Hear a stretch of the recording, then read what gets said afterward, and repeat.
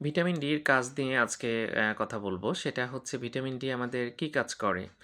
১ম কথা vitamin D আমাদের যে ইন্টেস্টাইন থাকে, অন্ত্র থেকে ক্যালসিয়াম অ্যাবসর্পশন এ হেল্প করে। এটা খুবই ইম্পোর্টেন্ট। আমাদের শরীরে ক্যালসিয়ামের ভারসাম্য রক্ষার জন্য এটা খুবই দরকার। আমাদের অন্ত্রে ক্যালসিয়াম অ্যাবসর্পশন হয় এবং এটা অ্যাবসর্পশন এ ভিটামিন ডি হেল্প করে। এরপরে আমাদের কিডনিতে যখন আম পটে আমাদের যে ক্যালসিয়াম বের হয়ে যায়, সেটা প্রতিরোধ করে এবং ক্যালসিয়াম রিঅ্যাবসর্পশন করায়। এটার ফলে আমাদের শরীরে ক্যালসিয়ামের একটা ভারসাম্য থাকে এবং ক্যালসিয়াম কমে যায় না বা হাইপোক্যালসেমিয়া হয় না। যেটা খুব বিপদ ঘটাতে পারে। আরেকটা বিষয় সেটা হচ্ছে এটা আমাদের বোনসে কিন্তু যে ক্যালসিফিকেশন করে এবং বোনসটা বেশ শক্ত থাকে।